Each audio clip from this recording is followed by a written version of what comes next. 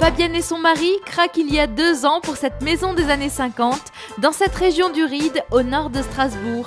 Ne vous fiez pas aux apparences, cette façade toute simple cache un intérieur cosy, à la déco intemporelle et surtout très abouti. Côté bonnes adresses, je vous emmène faire votre shopping déco chez un fleuriste. J'ai descendu dans mon jardin à Ittenheim, est une véritable caverne d'Ali Baba.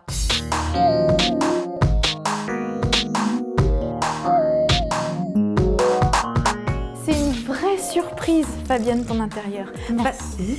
On s'attend pas à trouver ça, vraiment. Merci. Tu as toujours été attirée par ces couleurs un peu Toujours. gris. J'aime beaucoup les couleurs neutres, les couleurs intemporelles. En fait, je voulais pas de couleurs qui passent de mode.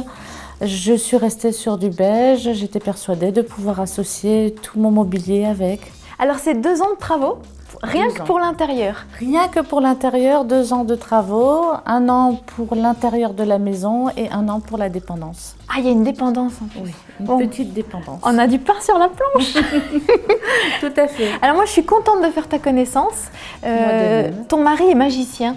Oui, tout à fait. Il transforme le bois de ses doigts. Tout à fait, tout à fait, tout à fait. C'est sa passion, c'est son métier. Il est menuisier. Il est menuisier, il prend des meubles, il les transforme, il change leur utilisation. C'est le cas de cette table? C'est le cas de cette table, qui était donc une table de salle à manger, qu'il a simplement transformée en coupant les pieds. Et ensuite, nous avons fait sabler cette table pour pouvoir retrouver en fait dans le bois Les veines. les veines. Donc il te fait tous les meubles que tu veux. Celui-ci aussi?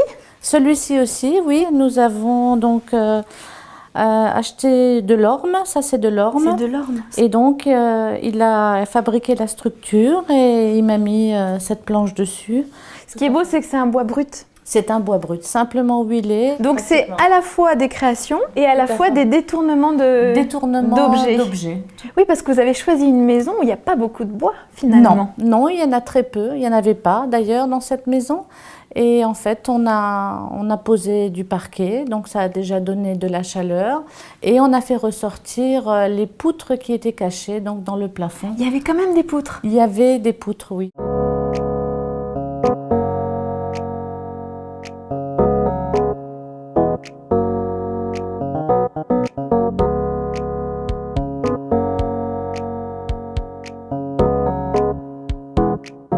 J'aime bien mélanger les matières, mais il faut toujours que ce soit des matières plus ou moins naturelles.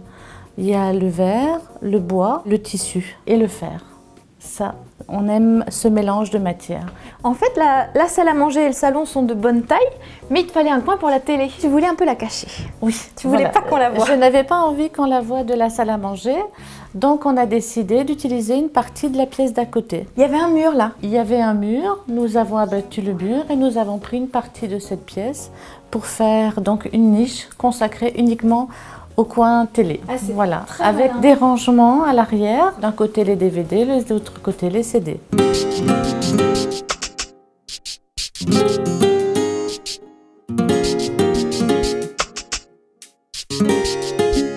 Fabienne, la table de ton salon, on ne pourra pas la déplacer toutes les deux, et même avec le caméraman qui est très fort, on n'y arrivera pas. Hein. Non, pas du tout. Impossible. C'est un bois massif. C'est un bois massif, un chêne massif que mon mari a acheté dans une scierie et qu'il a assemblé. On voulait une table de salle à manger relativement large et longue, mais il voulait absolument que ce soit du bois massif. Et on comprend pourquoi on a du fait. mal à trouver des meubles en bois massif quand on sait les contraintes que c'est. Elle va bouger, mais c'est ce qu'on recherchait. Quelque chose qui bouge un peu, qui travaille, qui se transforme aussi avec le temps.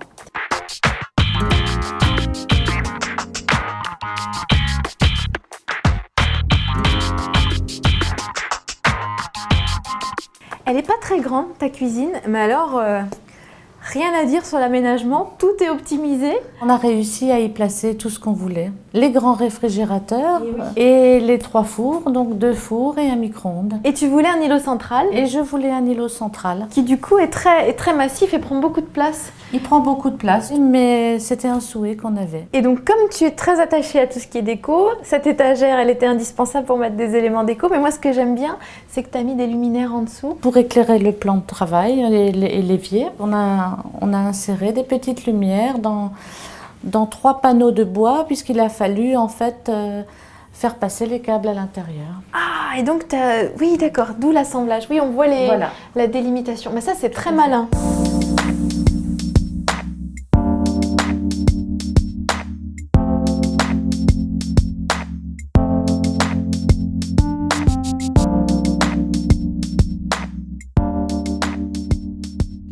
Dans un instant, Fabienne nous fera découvrir les chambres à l'étage, mais tout de suite, direction Ittenheim, près de Strasbourg, où j'ai suivi ces bons conseils. C'est souvent chez les fleuristes que l'on trouve les objets déco les plus originaux.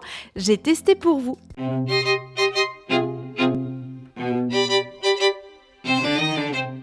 En fait, on est dans une vieille maison alsacienne qui est l'une des premières maisons à Ittenheim. Et c'était un énorme domaine avec la ferme d'en face.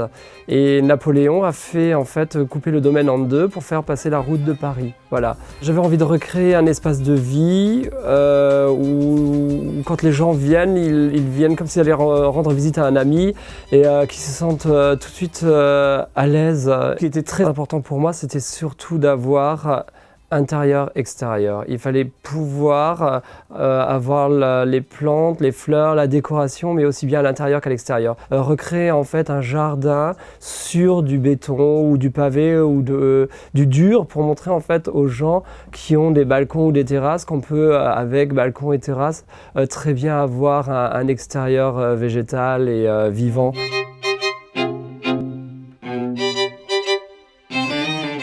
Je travaille beaucoup de plantes rustiques, des choses qui sont vraiment de chez nous, afin de pouvoir les revoir revenir chaque année, sans avoir forcément beaucoup de travail après.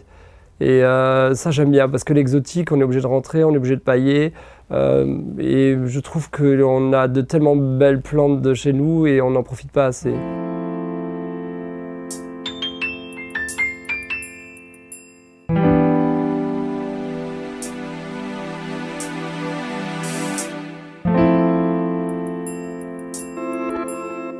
Chaque pièce a sa couleur définie. Donc devant, on a fait le coin très nature. Donc on a tout ce qui est en bois, en liane tressée ou des choses comme ça. Vraiment le coin très nature. Au fur et à mesure qu'on rentre dans l'appartement, on a tout ce qui est dans les roses, dans les couleurs pastel ou alors très colorées. Et plus on arrive vers l'arrière du magasin, et là on a les couleurs noir et argent, les couleurs blanches et transparentes.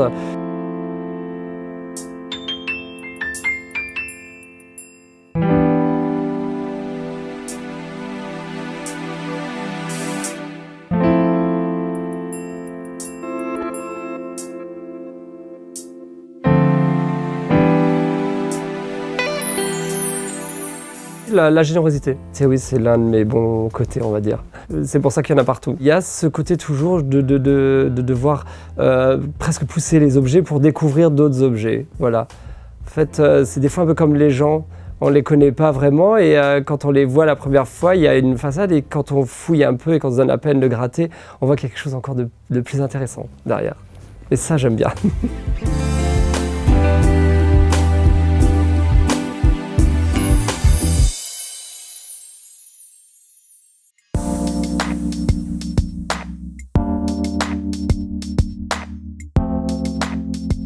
Et nous voici de retour dans sa chambre à coucher. Vous pouvez vous inspirer de ce qu'a réalisé Fabienne, puisqu'à l'étage on est sous des rampants, donc c'est pas évident d'installer un lit contre un rampant qui peut être un peu trop bas. Résultat, vous grignotez quelques centimètres et vous réalisez comme elle une cloison supplémentaire, ce qui permet de gagner du rangement. Sur les côtés, elle a réalisé des étagères pour cacher des objets pas forcément très déco, et puis surtout permet de faire une niche avec une belle tablette en bois, de la lumière et voilà, des éléments très très déco. Autre petit truc aussi dont vous pouvez vous inspirer, ressortez les établis de votre grand-père, ça donne des éléments de mobilier très originaux.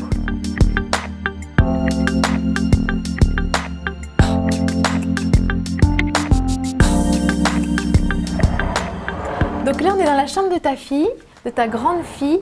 Et moi j'aime bien parce qu'il y a effectivement donc ces rampants à l'étage et vous lui avez fait un dressing. Oui, c'est ça ? On lui a fait un dressing avec une partie du rampant. Excellent. C'est chouette ces portes là. Alors ça, ce sont des vieux volets que nous avons récupérés. Pareil, nous les avons décapés et on s'en sert comme porte de dressing. C'est une excellente idée. Et alors moi, je suis très surprise de ce dressing parce que sous un rampant, il faut le faire hein, pour faire un dressing. C'était pas évident.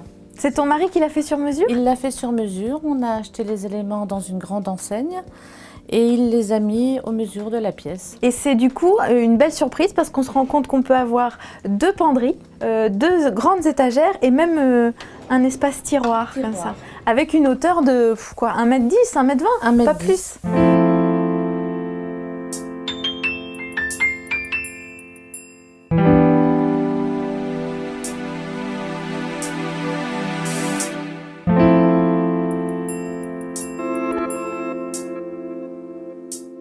On pourrait avoir l'impression qu'on est à Megève dans un chalet. Non, c'est le bureau de ton mari. Amoureux définitivement du bois, on l'a compris. Voilà. Quelle bonne idée! Vous avez mis du plancher, du vieux plancher sur les murs. Oui, alors on avait récupéré ce plancher et on avait l'intention de le mettre ici au sol. Seulement, il n'y avait pas assez de surface. Donc on a décidé, pour pouvoir le garder, de le mettre au mur. C'est une excellente idée Oui. parce que ce sont des planches très larges, vraiment Très larges. à l'ancienne. Oui. Et du coup, il y a énormément de cachets, quoi.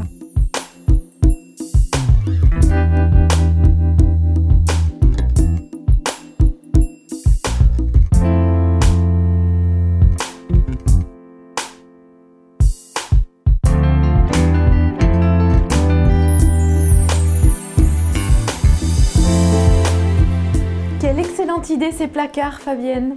J'adore. Donc vous avez réutilisé des volets. Des vieux volets qu'on avait récupérés également. Et mon mari les a transformés en porte de placard. Elle est sympa cette petite cuisine. C'est ta petite cuisine d'été? C'est ma petite cuisine d'été, oui, tout à fait. On n'avait pas d'accès dans le jardin avec la maison. Et du coup, je me suis dit, pourquoi pas une petite cuisine d'été? Et du coup, tout est blanc et bois. Oui, Eh ben, en tout cas, merci pour cette belle visite, c'est moi qui vous remercie. grande visite. Et on se dit à très bientôt. À très bientôt.